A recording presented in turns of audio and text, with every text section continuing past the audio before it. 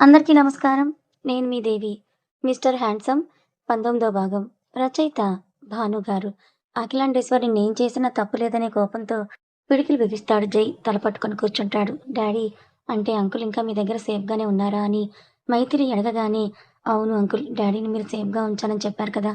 ఇప్పుడు కూడా మీ దగ్గరే ఉన్నారా? ఎక్కడున్నారు? ప్లీజ్ నేను మా డాడీని చూడాలి. ప్లీజ్ చూపించరా అని జై అడుగుతాడు. నా దగ్గరే ఉన్నాడు జై. కానీ ఇన్నేళ్ల నుంచి కూడా కోమాలోనే ఉన్నాడు. ఒక్కసారి కూడా కొంచెం బయటకొచ్చాడు.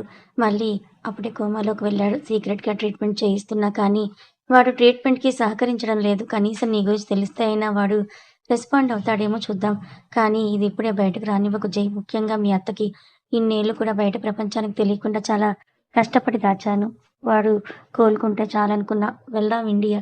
వెళ్తే మీ డాడీ నువ్వు చూసుకోవచ్చు తప్పకుండా అంకుల్. ఎవరికీ తెలియనివ్వను. మా డాడీని చూడాలి ముందు. డాడీ నార్మల్ అవ్వాలి. అప్పుడు ఒక్కొక్కరి ఆట కట్టిస్తాను. డాడీ చేతులతో వాళ్ళకి శిక్ష వేయిస్తాను. మా అత్త ఇలాంటిదని అస్సలు అనుకోలేదు అంకుల్. మీరు చెప్పిందంతా నేను చిన్నగా ఉన్నప్పుడు నాకవి గుర్తులేవు. నాకు ఊహ తెలిసినప్పటి నుంచి మాత్రమే గుర్తున్నాయి. నా చిన్నతనంలో మా డాడీ వేరు అని కూడా నాకు తెలీదు అంకుల్. మీరు చెప్పారే అమర్, అతనే నా తండ్రని అనుకునేవాడిని. ఆయన ఎప్పుడూ నన్ను ప్రేమగా చూసేవాడే కాదు, అసహ్యించుకునేవాడు. దగ్గరికి కూడా నన్ను తీసుకునేవాడే కాదు, చాలా ఏడ్చేవాణ్ణి. మా అమ్మ కూడా నన్ను పక్కన పడేసి ఆ జాహ్నవినే చూసుకునేది. అసలు అమ్మ ప్రేమ, నాన్న ప్రేమ లేకుండా అయిపోయింది నా పరిస్థితి. అక్కడ ఒక్కరోజు ఏడ్చుకుంటూ మా నాన్న గదిలోకి వెళ్తే ఏడుస్తున్న నన్ను ఊరుకోబెట్టి, వాడు నీ తండ్రి కాదు నాన్న, అందుకే నిన్ను ప్రేమగా చూడడం లేదు. ఈయన మీ నాన్న అని డాడీ ఫోటో చూయించింది. అప్పుడు తెలిసింది మా డాడీ చక్రవర్తి అని. అలా ఆ రోజు నుంచి కూడా నేను నాని దగ్గరే ఉండేవాణ్ణి. నానికి ఓపిక లేకపోయినా నన్ను చూసుకునేది. అలా కొన్ని డేస్ గడిచిపోయాయి. ఆ తర్వాత అత్త నన్ను ఇక్కడికి తెచ్చుకొని పెంచింది. ఎందుకు తెచ్చుకుందో నాకు ఇప్పుడు అర్థమవుతోంది. అప్పటికే తనకి పెళ్ళయ్యింది. స్వీటీ కూడా పుట్టింది. స్వీటీని నాకిచ్చి పెళ్లి చేస్తే ఆస్తి మొత్తం తనదే అవుతుంది కదా! అదే ఆలోచించి నన్నందరికీ దూరంగా ఇక్కడ ఉంచి పెద్ద చేసింది. ఇప్పుడు ఒక్కొక్కటిగా నాకు అర్థమవుతోంది. ఎవరికి వాళ్ళు వాళ్ళ స్వార్థం చూసుకున్నారు. ఇక్కడ నష్టపోయింది నేను, మా డాడీ అని కళ్ళల్లో నుంచి వస్తున్న కన్నీటిని బొటనవేలుతో తుడుచుకొని నవీన్ గారి ముందుకు వెళ్ళి ఆయన్ని హత్తుకొని, థాంక్స్ అంకుల్. థాంక్స్ అనే పదం కూడా చాలా చిన్నది. చిన్నప్పుడు నన్ను చూసుకొని నా కోసం ఫైట్ చేశారు. అన్నింటికి మించి డాడీని ఇన్నేళ్లకు సేవ్ చేశారు. మీకు ఏమిచ్చి రుణం తీర్చుకోవాలో కూడా తెలియడం లేదని ఎమోషనల్ అవుతున్న జై వెన్ను నిమురుతూ, మన మధ్య ఈ రుణాలు ఏంటి జై? నువ్వు నా కొడుకుతో సమానం. తండ్రి కొడుకుల మధ్య రుణాలు, థాంక్స్‌లు ఉంటాయా? అయినా నా బంగారు బొమ్మని నీ చేతిలో పెడతాను. జాగ్రత్తగా చూసుకో చాలు. ఇంకేం వద్దు అని అంటాడు. తప్పకుండా అంకుల్. మీ బంగారు బొమ్మ నాకు కూడా ప్రీషియసే. She is my life. కంటికి రెప్పలా చూసుకుంటానని మైథిలిని దగ్గరికి తీసుకొని, నువ్వు నా లక్కీ చార్మ్ బుట్టబొమ్మ. వస్తూ వస్తూనే నా లైఫ్‌లో సంతోషాలన్నీ తీసుకొచ్చేశావు. లేడనుకున్న మా డాడీ ఉన్నాడని తెలిసింది.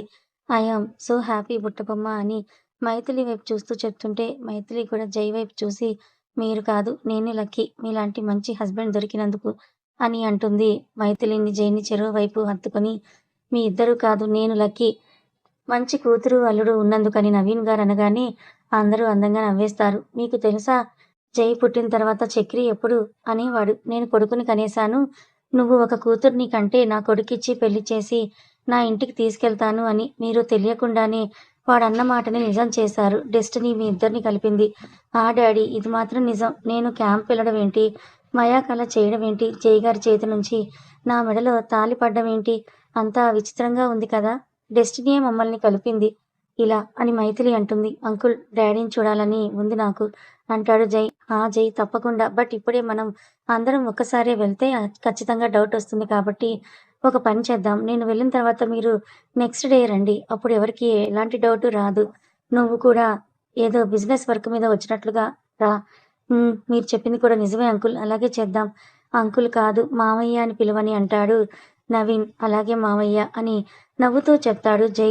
అవును ఇంతకీ విద్యుశాలిని కనిపించడం లేదు. ఎక్కడికి వెళ్లారు వీళ్ళు అని చుట్టూ చూస్తూ అడుగుతాడు జై. ఇక్కడ జై సార్ అని రూమ్ నుంచి నడుం నొప్పి వల్ల మెల్లిగా నడుచుకుంటూ వస్తుంటే, అయ్యో ఏమైంది విజ్జు అలా ఉన్నావేంటి అని అంటాడు. ఏమని చెప్పను, ఎలా చెప్పను నా బాధ. మీరు బానే ఉన్నారు. మధ్యలో నేనే ఫూల్ అయ్యాను.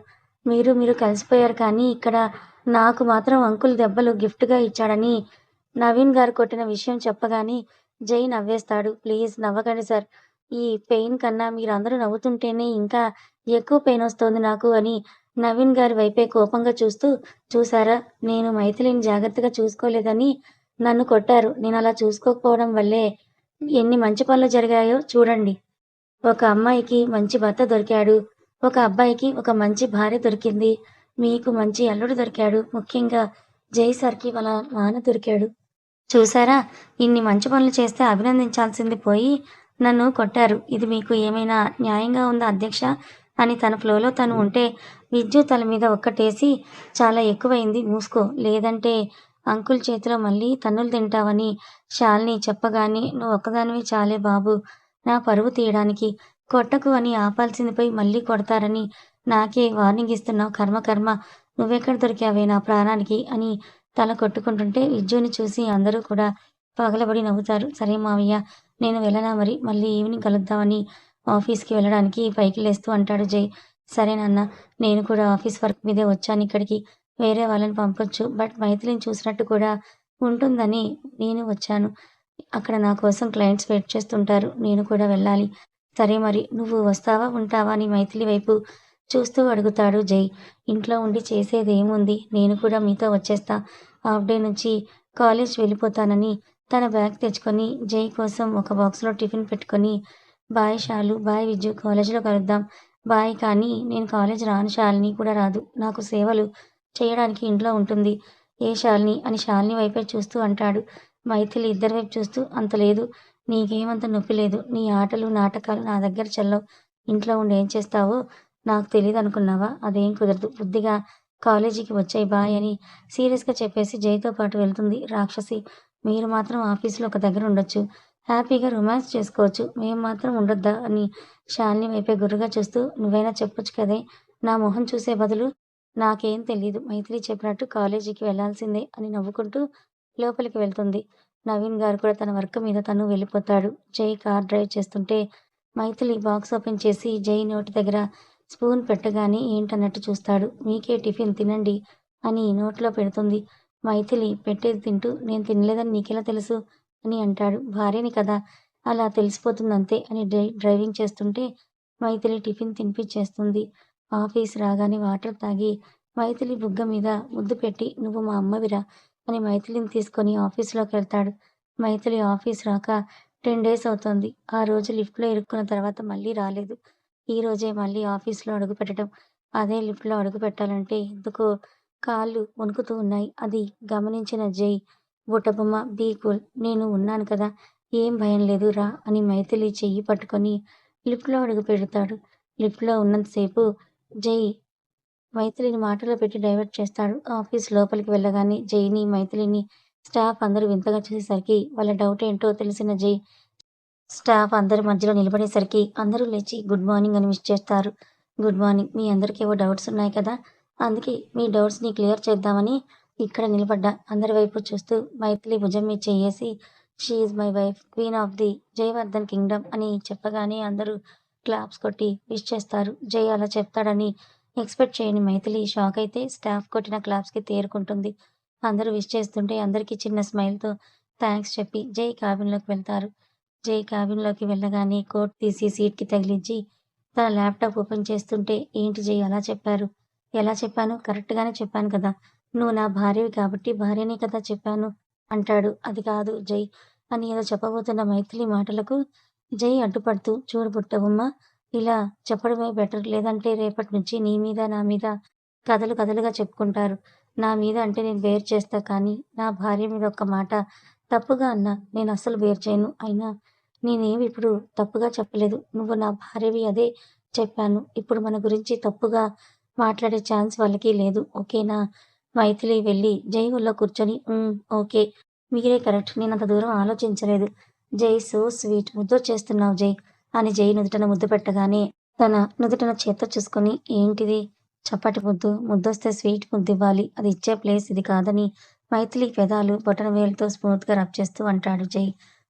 అబ్బాయి గారికి చాలా ఆశలే ఉన్నాయి, కానీ వాటిని ఇప్పుడు కట్టిపెట్టి ముందు వర్క్ చేయండి. మళ్ళీ మనం ఇండియా వెళ్తే ఈ వర్క్ చూడ్డానికి టైం ఉండదు. సరే" నాకైతే డ్యాడీని ఎప్పుడెప్పుడు చూస్తానా అని ఉంది.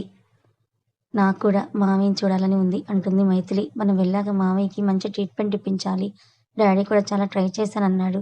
నేను కూడా ఒకసారి మామయ్య కండిషన్ ఏంటనేది కొంచెం చూస్తే నాకు ఐడియా వస్తుంది కదా! దాన్ని బట్టి మనం ఏ ట్రీట్మెంట్ ఇప్పించాలో నేను కనుక్కుంటా.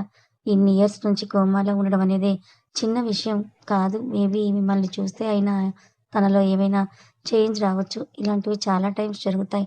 డాక్టర్ చేయలేనిది కూడా వాళ్ళు ఇష్టపడే వాళ్ళు వస్తే వాళ్ళల్లో చాలా చేంజెసే వస్తాయి. ఇలాంటి కేసెస్ నేను చూసాను. తప్పకుండా మామయ్యకి నార్మల్ అవుతుంది. ఆ నమ్మకం నాకుంది. నేను కూడా అదే చూస్తున్నా బుట్టబొమ్మ. డ్యాడీ నార్మల్ అవ్వాలి. అప్పుడు ఎవరు, ఏంటో అన్ని నిజాలు బయటకొస్తాయి. అప్పుడు ఈ జయవర్ధన్ అంటే ఏంటో రుచి చూస్తారు అని కసిగా అంటాడు. కూల్ కూల్ శ్రీవారు. ఇప్పటినుంచే అంత కోపం తెచ్చుకోకండి. అవును ఆ స్వీటీ మ్యాటర్ ఏమైంది? ఈరోజు స్వీటీ వాళ్ళ ఫాదర్ వస్తున్నారు. ఆయన చాలా మంచి వ్యక్తిరా. మా అత్తలా కాదు. మా అత్త బిహేవియర్ నచ్చకే వాళ్ళ విలేజ్‌లోనే ఉంటాడు. ఆయనకు వ్యవసాయం అంటే చాలా ఇష్టం. కానీ ఆ మట్టిలో ఉంటే ఎలా? ఇక్కడ బిజినెస్ చూసుకోవచ్చు కదా! నేను చిన్నప్పుడు గొడవ పడుతుంటే విన్నాను. ఆ తర్వాత ఆయన నాకిష్టం లేదు. నేనక్కడే ఉంటాను. నీకు రావాలనిపించినప్పుడే రా అని వెళ్ళిపోయాడు. ఎప్పుడైనా వచ్చి స్వీటీని చూసి వెళ్ళేవారు. స్వీటీ పెద్దయ్యాక మళ్ళీ ఏం రాలేదు. బట్ నాతో కాంటాక్ట్‌లోనే ఉంటారు. ఆయన వచ్చాక శ్రీకర్ వాళ్ళ ఇంటికి వెళ్లి మాట్లాడేలా చేయాలి. చూద్దాం ఈరోజొస్తే ఏం చేయాలో ఆలోచిస్తాను. నాకు తెలిసి మా అత్త ఇలాంటిదని ఆయనకు కూడా తెలుసో తెలీదో నాకైతే తెలీదు. తెలిసినా తెలియకపోయినా నువ్వు ఈ విషయం అతని దగ్గర డిస్కస్ చెయ్యకు జై. ఒకరి నుండి ఒకరికి ఈజీగా తెలిసిపోతుంది. మామయ్య మామూలుగా అయ్యే వరకు ఈ విషయం మనం బయటికి రానీకపోవడమే చాలా మంచిదని నా ఒపీనియన్. నువ్వు చెప్పింది కూడా కరెక్టే.